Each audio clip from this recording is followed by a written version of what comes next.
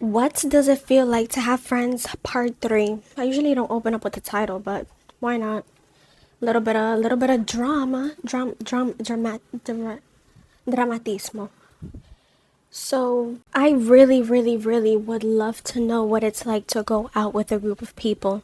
Truly be out with a group of people on your own terms. Because of course, I've been out physically with people around me physically, but me having my own team, my own group, a group of people where I like each and every one of them, I talk to each and every one of them. They all know who I am. I know who all of they are.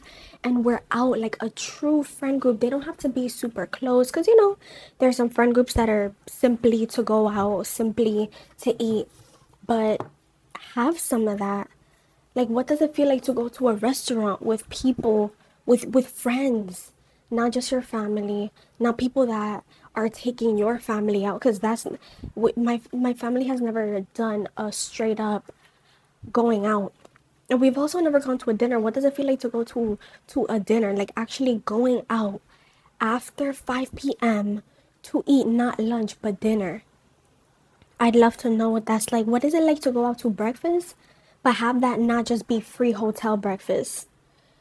I have never had people over. That's one thing about me.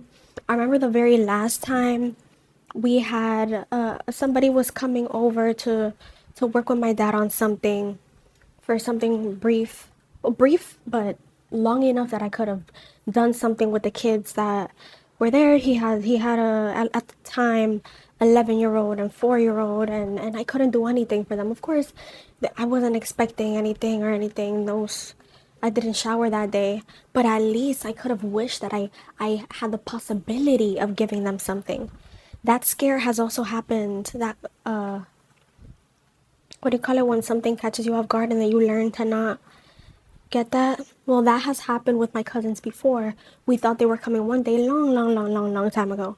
But then they were coming the next day, and that wake up call. So that really told me, you know what? I need to keep track of me being good with my room, having things be organized, and having things be presentable. And I still have some plates in my room with kind of like cake plates and napkins, just like with that still with that hope and that fantasy that I'll have people over. But I shouldn't be here by the time I have people over my home, which wouldn't be this one anymore. But it's really sad to know that you've never had that, other than a couple of girls and like one boy, each at a different time, that my mom was picking them after school. Middle school, elementary school. I want something apart from that. Looking at pictures online and then looking at everything that those people have in that picture, like what it takes to have that. Like I saw a picture of these teenagers at a restaurant, like or it's a booth, I'm assuming a restaurant. And in order for me to have that, I'm thinking about the outfit that the girl has on. I'm thinking about the outfits that the guys have on. I'm thinking about the place that they're in. I'm thinking about the schedule that they would need to have, the free schedule they would need to have. Like for me, that's a huge thing that I look at. I don't just look at a picture and I get jealous. It's, yo, in order for me to be in the situation where that picture would be taken, this would have to happen. This would have to happen. This would have to happen. And it's a struggle for real. I do still need to work on myself because I do foresee myself having red flags. There are so many things that I have become so tired of because of living here and never having space away from my parents. Never having the space to feel, to think, to be away from my parents. And even when I have, it's because I was in school or working or they're sleeping or they're out for a little bit and that's still nothing because they're still at the back of my mind.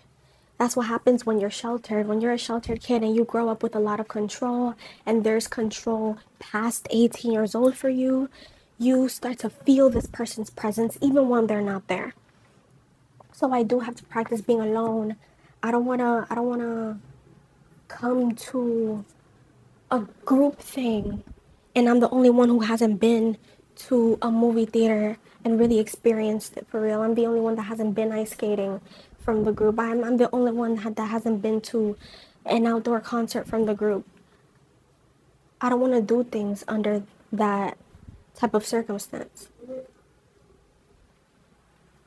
Of course, I've been to a movie theater and stuff like that, but never on my own terms. I was looking at this girl's Punta Cana vlog. She went to Dominican Republic with her family and everything. Her name is NYCSXN, both on TikTok. I'm assuming she still has that username on Instagram and on YouTube. And I think her name is Gianna. I was gonna say Diana, but I think it's Gianna. Anyway, she went on that trip, and I was just imagining, with this Honduras trip tailing us. What is it like to go with people you like somewhere that you want to go to, and then on top of that enjoy it? What the heck does that feel like? I have no idea what that's like. I would love to experience that. For now, I do not want to travel internationally. If anything, I would travel in the tri-state and that's it. For now, I do not want to travel far. I'm also just not interested because look at what my parents have shown me that traveling internationally is. Of course, not every country is the same. Also, even with Honduras, we've only experienced that tiny bit of Honduras. So I only know the tiniest angle of one country, but still, I don't want to. I'm not interested in the resort and the heat and walking outside, and I don't know. That just, I don't know. That's not interesting to me right now. I've also never done anything in my own state, so I never got my cup full of experiencing home. So I just don't want to leave. I never got this yet. It's like offering somebody dessert when they never got the the meat and the rice and the beans and the plátano. So me seeing that girl with her mom, she was with other people too, but a bunch of people, me seeing her and her mom, like that right there was crazy to me. The fact that you're with your mom and you can comfortably wear a bathing suit around her. She doesn't have a problem with you wearing a bathing suit at all. That has always been an issue here. The last time, and I think only time I ever wore a bathing suit was 8 years old, but I quickly had to put shorts over that. So just struggling with the clothing, uh, having, going to a club with your mom, dancing and singing and having fun. Like, how is that even possible? I could never imagine that. It's crazy because in my mind, when a person in their young 20s is doing this, they're not with their family anymore. They're away from them. But no, you can do this with your family there. That's insane to me. Get a lot of awkwardness. I struggle so much with awkwardness. Whether there's one person around me, 10 people around me, 100 people around me feeling so caught up in my own body is such a problem. And I've never been able to properly get out of my body, get out of feeling that awkwardness. And I know that my, I guess, social anxiety and stuff like that is just temporary. It's very based on my circumstances, because it's really only because I've never been able to get out of this sheltered life, this closeted life of only family, only family, only family, only family adjacent, never getting out of this neighborhood, the people, like never getting out of this is what hurts me. And it gets even worse because when you're in new spaces as an 18, 19, 20-year old, then that happens even more. But that happens, and I hate that for myself. I definitely want to be able to dance, to sing, to freely express myself physically be around people. I cannot wait to finally get out of being within my body, be free of my body. I'm super stiff. I barely do any mannerisms. I barely have high and lows in my tone when I speak to people. I do not express myself a lot with people. And I know that it's circumstantial. Like, as long as something is with relatives, people who I know through family, places that I've been only with family, it's going to be like that. I'm gonna be stuck within my body, this stiff person. I don't even hug the same. It's certain things I don't even initiate. So I want to finally get out of that. I do feel like when I'm on the street, when I'm finally on the street, and times when I've sneaked out as well, I feel like everybody's looking at me. I know no one is, but it feels like that so strongly. When it comes to being on the train for the first time in a long time, I felt like that when it came to doing a couple of things for SYP lately. I mean, recently, I had to also go to downtown Brooklyn to do something at the doctor's office over there. It felt awful. I felt like everybody was looking at me. So I do want to get out of that. Again, I know it's circumstantial. I have been out of my body with other people, really only high school, because that was the only place that was far from my family and everything that's associated with them. So I know that it's possible. Can't wait to get out of that. I want to be able to finally have a nice time at a restaurant with friends, like I mentioned before, to not have to have these rules of stop talking, shut up when we're at restaurants, to not have to change what I have to order to fit this or fit that. Even when I have my own money, it feels awful. I want to be able to walk outside of the place that I live, because I don't know where I'm gonna move to later on. It could be a townhouse, it could be kind of a building, but still not a super big building. It could be an owned home and I live in the first floor, second floor, or whatever, like that, basement. But I want to be able to walk out of wherever I live and see somebody, link somebody on my own terms. I've never been able to do that. When it comes to red flags and me making friends, a couple of them would be that certain jokes I would have trouble taking in, especially jokes that have to do with doubting me. Of course, with other people too, not just people my age that I meet. But I really can't with those right now. I really cannot. I also have a lot of trouble accepting hearing things that remind me of my parents, things that certain actions that remind me of my parents. Like I cannot be with people who panic and have anxiety at the littlest things. I cannot. People who cannot stop and think under pressure. I cannot. That also, it has to do with their safety and my safety. It can really affect that. I'm tired of squirming after interactions. That goes back to being anxious, like overthinking the way I said hi, the way I say bye, the little things when I walk off from a conversation. It feels so horrible. One thing that I struggled with when it comes to friends was feeling jealousy when people die, because at least that shows that you had a connection with somebody. It's an awful, awful thing, but there's that jealousy of, yo, you were loved, you were cared for, and also you love someone, and in order to feel that pain when somebody dies or when something critical happens to somebody, you need to care for them. I wish I had care for that, for enough people to the point where I would feel that, feeling a loss. Same thing with people who well, that's for another time. But my parents never really encouraged friends. It was only ever forced when someone is super duper approved, meaning that they know their parents, they know everything about them, and it would be on their own terms, basically. A lot of times they would say things just when it came to appearances. Why don't you talk to this person? Why don't you talk to this person? For the sake of appearances, but not actually for me. Like, I want you to have someone to talk to for this. I want you to have somebody with you for this. Never any of that. Never actually, I want you to experience this. Never really anything like that.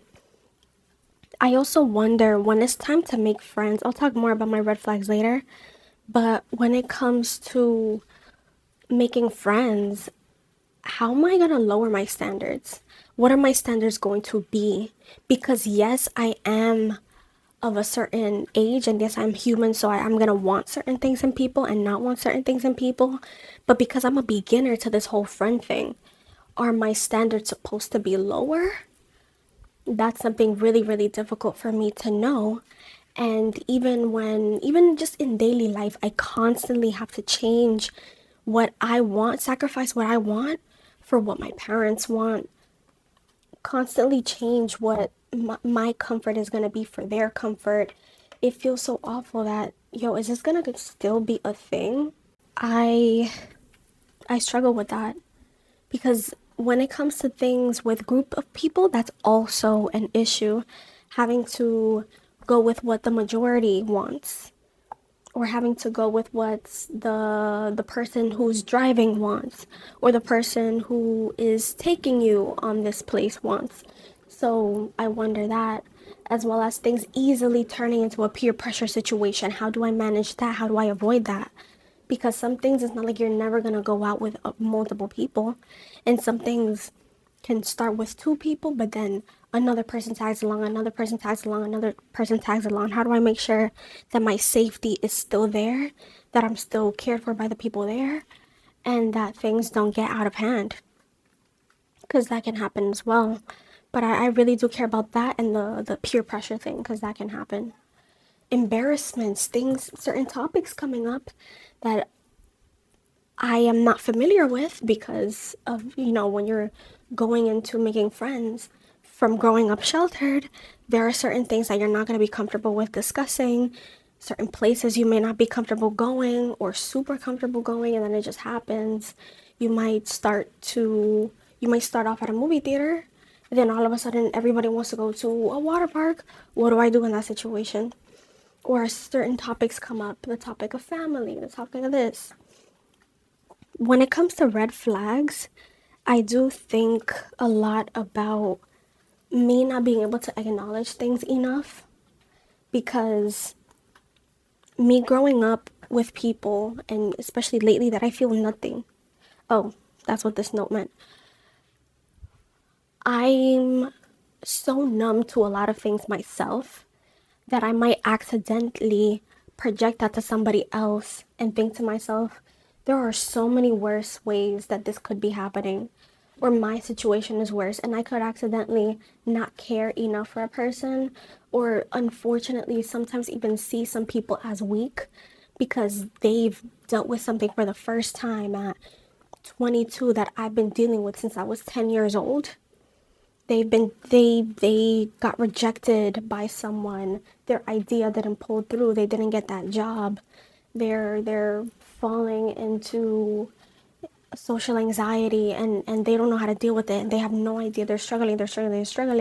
But I have learned to process so many things over these years that it can be hard for me to sympathize with that person, because bro, that's normal to me at this point. So I do want to make sure that I do not do that.